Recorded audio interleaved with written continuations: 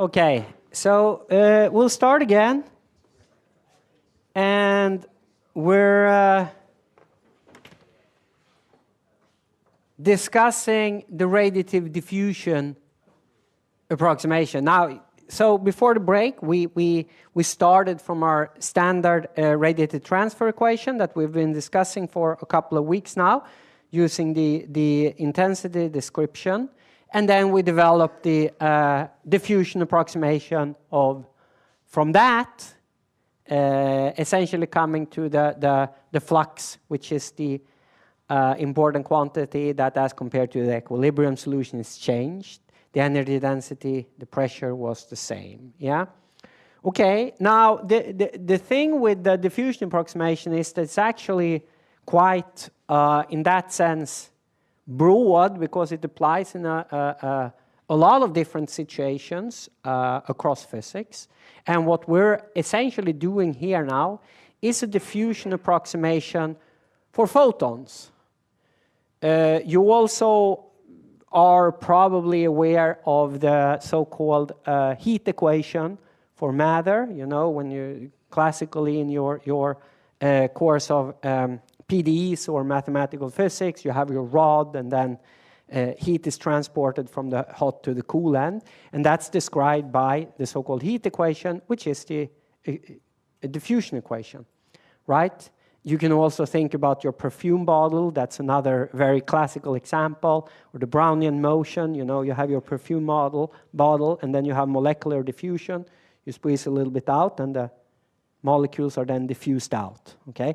A lot of these type of examples. There is also a bunch of others. I just mentioned a few random ones here.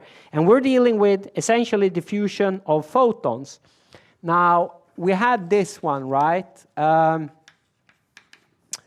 Where I said this was essentially this, and then the energy gradient. And this L, which was 1 over alpha nu or kappa nu rho, is the mean free path. And we're going to go into a little bit what we mean by that now, and how we can connect this to actually a random walk of photons.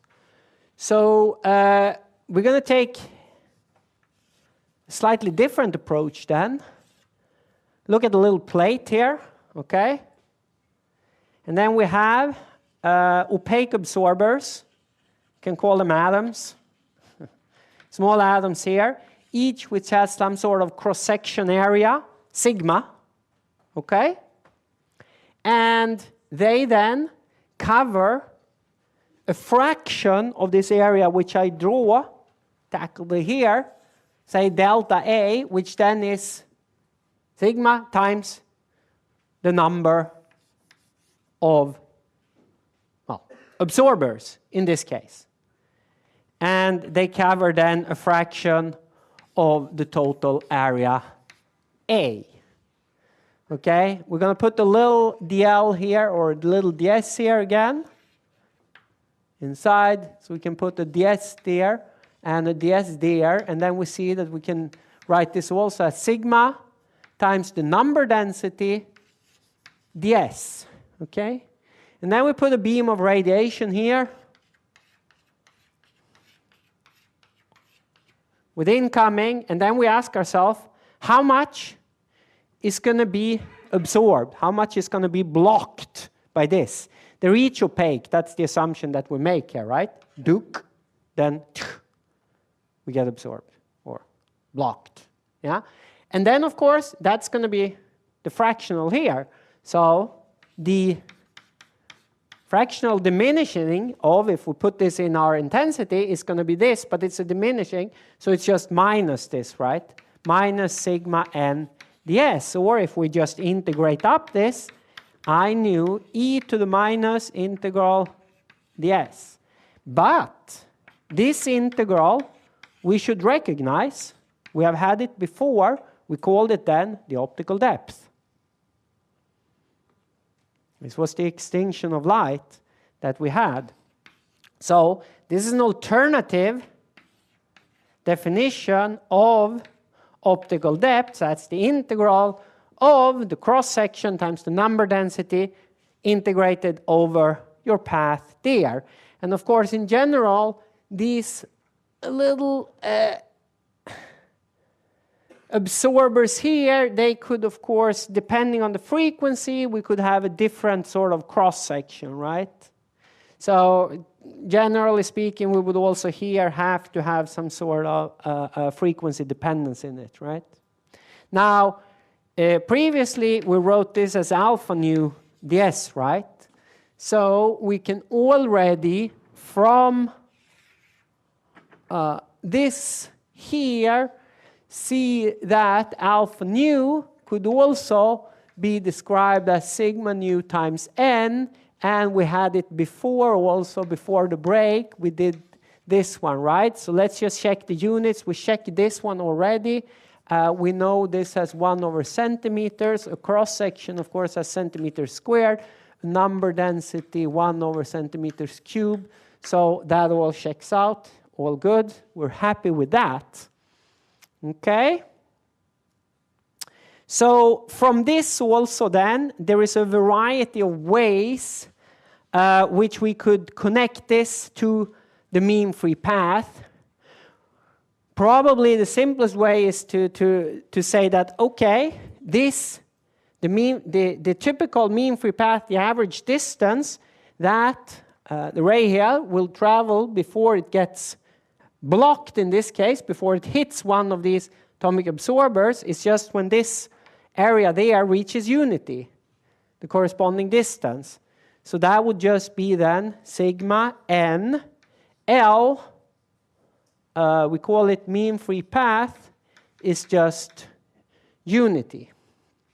So this is how we see that the mean free path is just 1 over sigma, sigma nu, times the number density, if we want to put the new indices there. Because, of course, this can also then be frequency dependent. Alternatively, we can also see that, okay, if we have a homogeneous medium, that is that the extinction does not vary with location. Remember, we started our explanation with the homogeneous slab.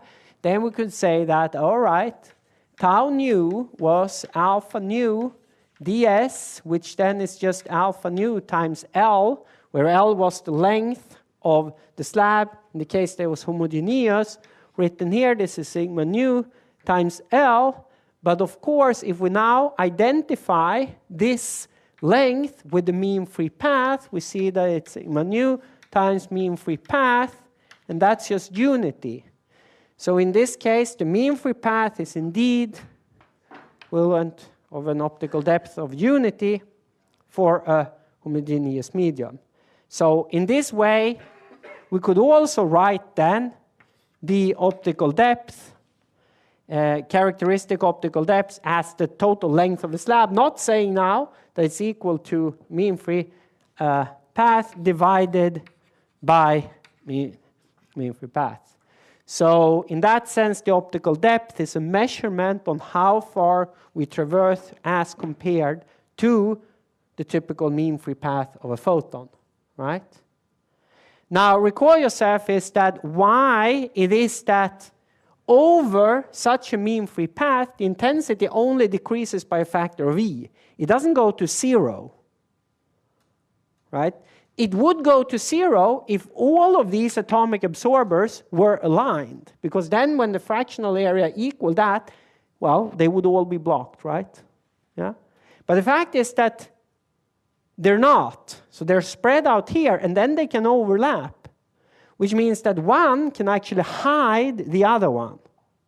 And that's the whole reason why we get this transparency effect, that once we have reached one mean free path, we're still not at the intensity of 0.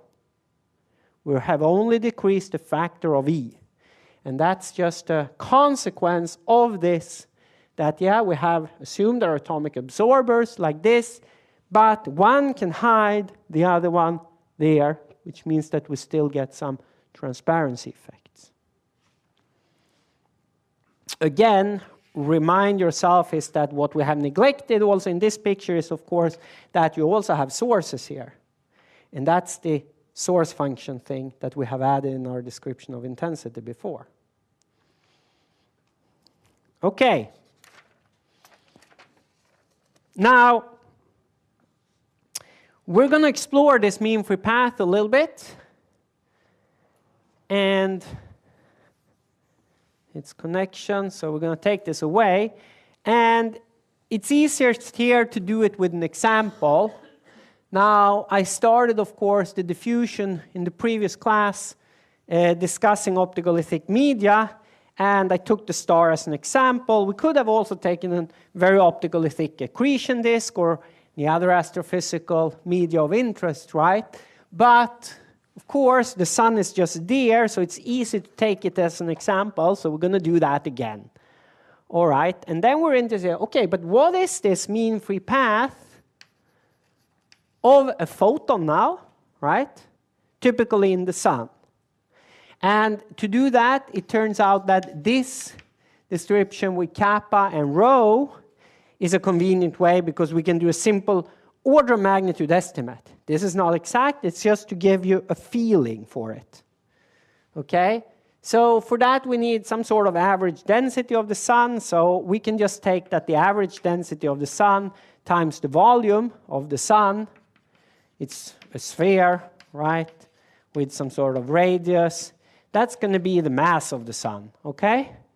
So in this sense, the order of magnitude average density of the sun is just its mass divided by its radius cubed and some numerical factors of order unity, or a little bit more or a little bit less, yeah? This is 2 times 10 to the 33 grams. If I'm wrong, somebody correct me. This is 10 to the 10 centimeters, I think, like this. The point of this, of course, this is 30, and there you get another 2. So this is just on the order of 1 centimeter, a little bit more perhaps. But we also had some 4 factors there, which we neglected. 1 grams per centimeter cubed, right? Now, kappa nu, we would have to calculate. So I'm just going to give you that for now, right? The reason why kappa nu is a convenient, one of the reasons it's a convenient measurement of opacity, right, is that, well, a typical value here would be 1 centimeter squared per gram, okay? That's not the case for extinction, for example, alpha. So the mean-free path then becomes, well, you know, 1 over 1 times 1 in CDS units. So on the order of 1 centimeter. Again, this is an order of magnitude estimate. It's not intended to be precise. It's just intended to show you that on average, the mean-free path inside the sun of a photon is really, really, really, really low. It's actually, if you go to the core, because the density increases so rapidly toward the core in the sun, it's actually even lower close to the core. Yeah? So this is a little bit an overestimate. So, but then you can think, okay, we had this diffusion process, right, of energy, and now we're again going to assume that that's how photons come through this whole region, released from deep inside the sun, and then they're going to diffuse outwards till they reach this boundary layer, and then they're going to escape to us, and they're going to reach us 8 minutes later, because that's how long it takes for them in free streaming from the surface of the sun to us here on Earth. But then what's going to happen, of course, is that they're going to be constantly absorbed, re-emitted, scattered around, etc., all with like a distance of 1 centimeter. Yeah? But the radius of the sun is very, very big. Huh? So it's going to be something like this.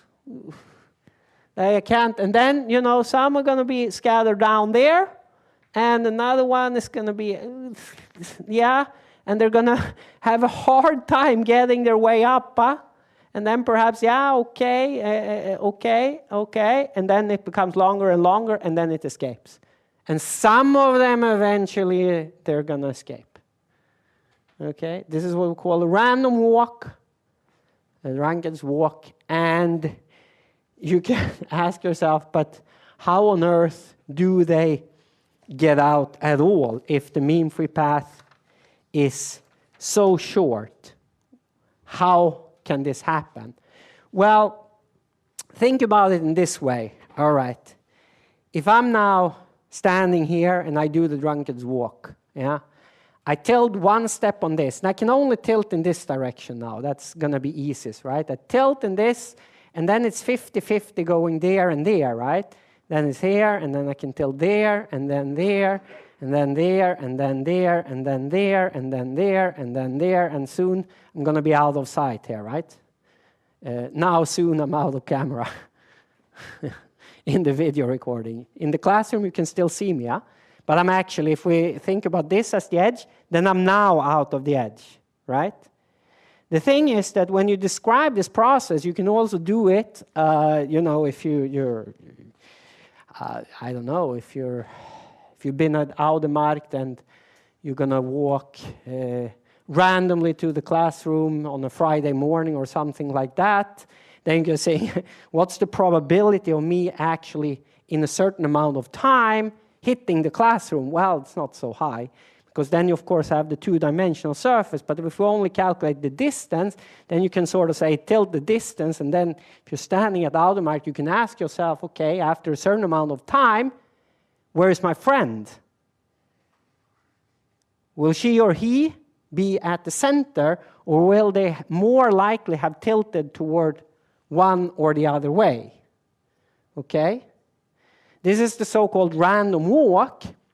And to make it easy for us, we can just say that in this case, this is what we're interested in, we're going to either take one step up or one step down in the C direction. Okay? So either one step, which then is with L plus, or L up, or one L down. Okay. And then the average is not a good measure, because the average will come out as 0, right? But we know that the likelihood that we're actually exactly there is not going to be high. Yeah? We're going to be tilted this and we're going to be tilted that. And the whole idea here is that for some of them, we're getting so tilted that we actually reach the boundary layer and we can escape. Right? And the good measurement for this is the root mean squared. So in this case then, we can say that at the nth, yeah, we have two possibilities. We're either at the n minus 1, right, plus L, okay, or we have the possibility B, where we're at the n minus 1 minus L. Those are the only two, right? And they're equally probable. We don't have a higher probability to tilt one way than the other in this example here. Then if we now calculate the mean, then we can see that this is just then going to be the NA squared plus, this is the root mean squared, right? Divided by 2, which is then just the n minus 1 plus L2 plus, the n minus 1 minus L squared, and then we're going to have to divide this by a factor of 2, right? Now, you can just look at this and you can see, okay, but that's neat, because the cross terms, they're going to cancel. Yeah? And then we're going to get 2 of these out, and that's going to cancel the factor of 2. So we're ending up with dn minus 1 plus L squared.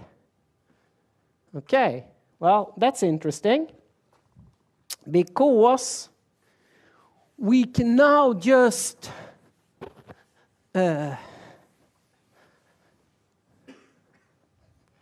put it in this way. If we start at the n0, squared.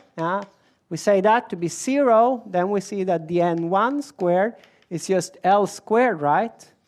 Oh, no, the 1 squared, the 2 squared is just then 2L squared, and the 3 squared is just 3L squared, and so forth, until the n squared is just going to be n times L squared.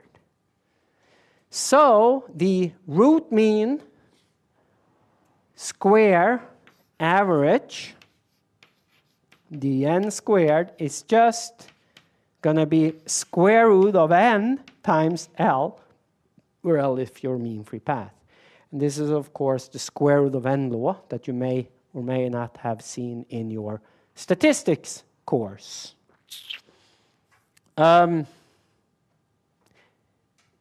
So did this have anything to do now with photons escaping the sun? Let us think a little bit about that, because I'm pretty sure it did.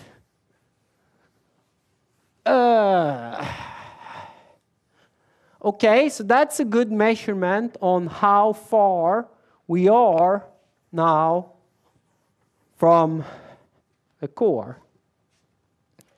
So if we now have again our random walker, and we're interested in then reaching the boundary layer here, which is some distance d, then we want that distance d now to equal this square root of n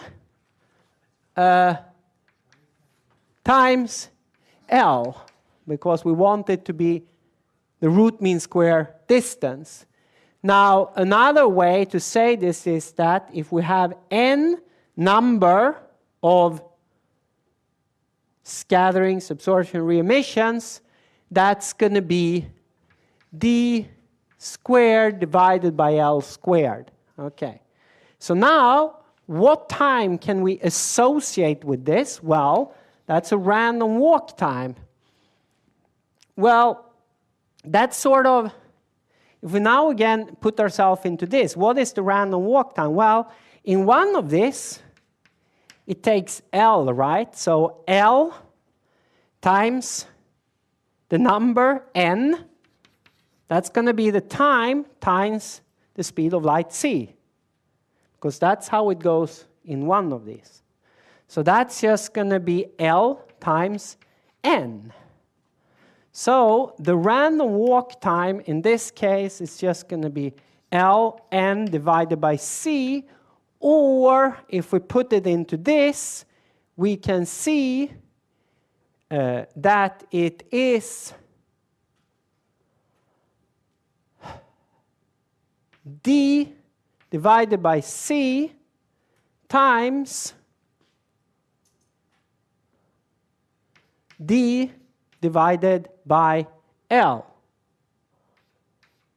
Or if we put this in for the sun, it would be the radius of the sun divided by c times the radius divided by L. Now, the first here we recognize as the free flight time, right? And the second term is the enhancement factor. The free flight time here is how long time it would take the photon if it were just freely escaping from where it was initially created, released, and then just out here, right? That's the free flight time. We can calculate this for the sun in a simple way. That's just the radius, which we know is 7 times 10 to the 10 centimeters. The speed of light we know is 3 times 10 centimeters per second. So this is just on the order of 2 seconds. So it would take the photon roughly 2 seconds if it were free streaming. Now let's see how long time roughly it would take for it to actually diffuse out. So that's going to be times this enhancement factor, We already calculated this to be on the order of unity.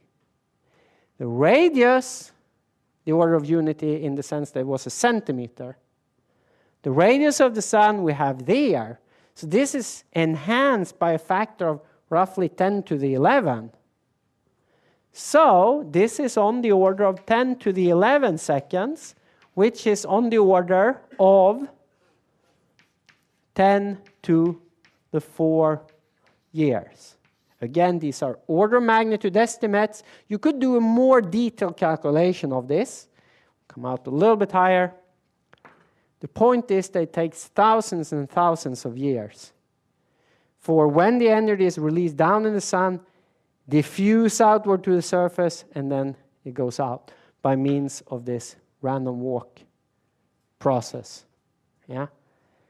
I am trying to avoid to say that it is the photons that are created in the core here and then they're scattered around and then escaping, because technically it's not the same photons, right? But it is a useful picture to have. Now, a further useful concept here is that you can see, well, so this random walk time that you have is roughly the free time, and then it's enhanced by this factor, but this factor we already have. We associated this with what? Just a few minutes ago. The scale of the system divided by the mean free path was roughly the optical depth. Go back a few minutes, and then you see that this is on the order of the free flight time times the optical depth of the system. So in other words, we can estimate the optical depth of the sun to be, well, 10 to the 11. And that's a pretty opaque medium indeed.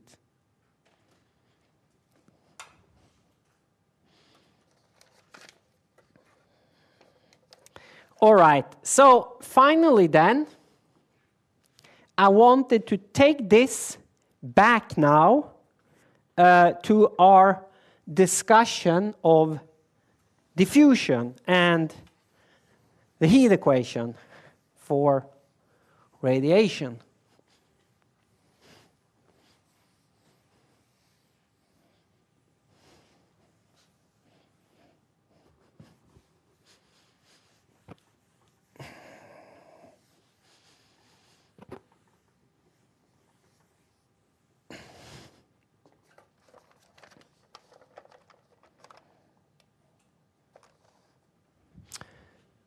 So again, I'm going to repeat this. We had the random walk time, which was roughly the free flight time times the optical depth, where we had the optical depth to be on the order of the scale of the system, call it R, divided by the mean free path, L, right?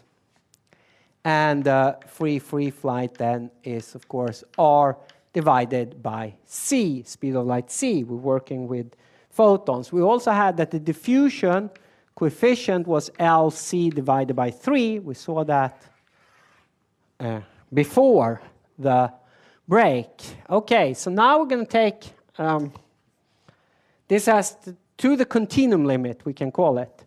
So let's say we have our number density now of photons at some time t plus delta t, and it's at the c.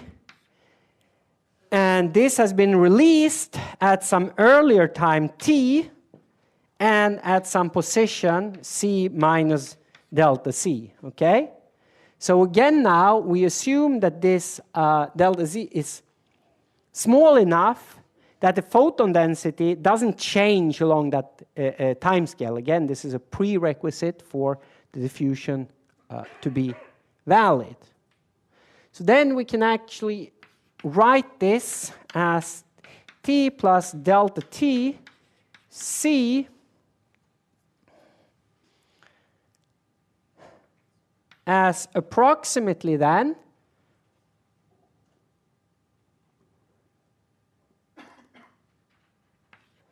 phi t c minus delta c. It is not exchanged. And then we can Taylor expand this in c and see what we get. The phi dc delta c. And now actually I have to keep the second term. This is a interesting curiosity, perhaps. Okay, we can now look at this expression. We can divide it through by a delta t, which would be the mean free path, divided by c, right? And then we can put it on differential to get the phi dt approximately minus phi dc delta c divided by delta t plus now the 2 phi c squared delta c squared divided by delta t, okay? So now we're going to do the addition, actually, that instead of just having our random walkers moving upward and downward one step, they can actually move in 3D space. So then we know that the position displacement in the c direction is L, the mean free path, but times the angle, mu. Okay? And then we have to average this over all angles. So we have to take the average there, and we have to take the average there. I forgot a 2 there. Thank you. Okay? Now, the neat thing is that these averages, they will be very familiar to us, right? That's L. And then we have mu minus 1 to 1. Mu the mu. Well, we know how this comes out. This we have done 100 times now, I think. And delta c squared, yeah, that's going to be then L squared, mu minus 1, 1, mu squared the mu. Well, we have also done this a bunch of times. So this is the 2/3 factor that comes out from this consideration instead of just up and down here. Okay. So the first term vanishes. We can use the energy as h nu times the photon density to write this now as the E dt. The first term vanishes. The second term, we have this. And we're going to do this now. In our head, we have L squared. And then we have a 2. And then we have divided by 2. So those cancel. We get a third down there, right? But the delta t there, we have, that's just the photon mean free path, L divided by c, so c comes up. 1 L stays, and we have divided by 3. So this just becomes L, c divided by 3. The 2e dc2. And what do we recognize this as? The diffusion coefficient.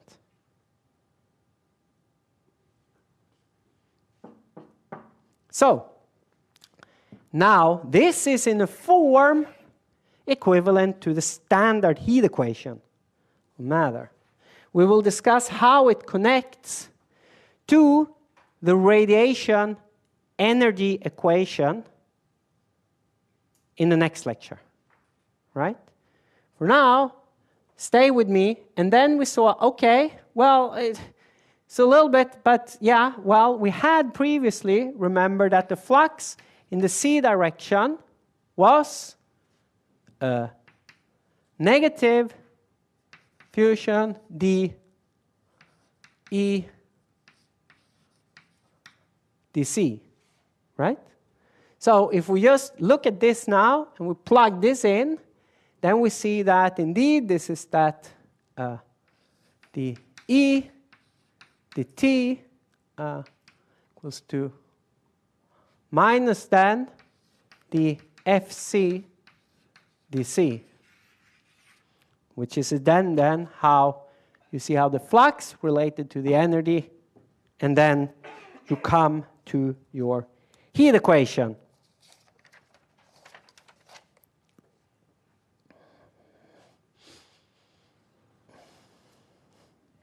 I do already now make a note that complicating factors here are the sources and sinks on the right-hand side. That is, if we're not completely in equilibrium with the emission and absorption. Plus, we can also have advection terms, which produces enthalpy, okay? Something can be complicating factors here. But what is neat with this is that we can actually, now we have identified this from the continuum limit. We had the heat equation, but we can then use this to analyze this expression in the same way as we analyze our heat equation in our course of PDEs. Okay? So we know from that if we have something where the energy is described by some constant times the delta function at C equals to 0. And then we solve the heat equation, this equation. For that, we know the solution to be as a function of t, and I have to look it up now. This is not for this course to solve it here. This is something you will do at another place, in another time, for the t, so that you can see that the sigma squared here, which is of course your root mean squared of this Gaussian, is just 2 dt, so that your diffusion time is gonna, in this case, if we put it back to our star, where this was then d squared, right? This was the d squared, or r squared, as we called it in this case. Our diffusion time would just be r squared divided by 2 times the diffusion coefficient. And the diffusion coefficient, we know what it is now. It's LC divided by 3. So here we get 3/2 d, or r, I called it now L, r divided by c. So we see that again, we have the free flight time scale here. We have the r over L here. And then we have a factor of 3 to 2. And that's just the correction factor that we obtained here for actually introducing the tilt. That we could not just go up and down, but we could move in 3-dimensional space. So that just enhances the